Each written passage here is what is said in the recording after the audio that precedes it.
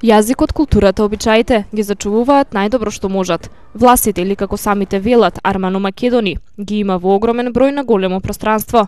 Тетовецот Бранислав Стефановски Алда Бижа, палеолингвист, вели еден дел се претопени во земјите каде живеат, а еден дел посветени на своето потекло и зачувување на традицијата. Нашиот род се труди да го зачува јазикот, затоа што си ја познава многу добро својата историја.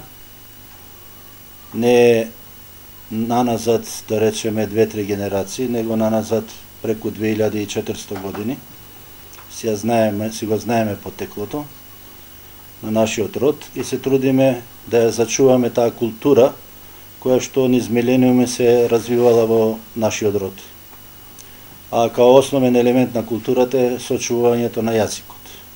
Не има многу, со милиони, точниот број е тешко да се каже, затоа што многу мина се асимилирани, некои под принуда, некои од различни други причини. И денеска се албанци, грци, македонци, бугари, срби се декларираат. Меѓутоа, оние кои што си го сочуваат, негуваат се уште на чувство свое етничко, сепак бројот е доста голем.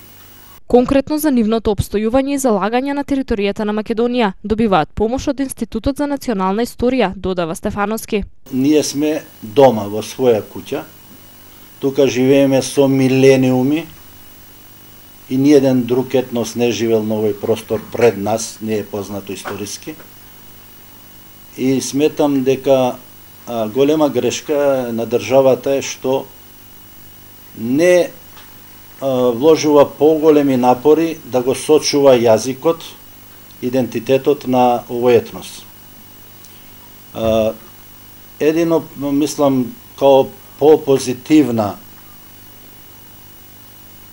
страна во нашава држава, има искажано Институтот за национална историја, кој има јасно запишано дека власите, како ги нарекуваат, а ние не сме власи, ние самите ги нарекуваме влахи, оние кои што се номади, односно се занимаваат као социјално-економска категорија со одгледување на овци, предимно овци и нешто кози.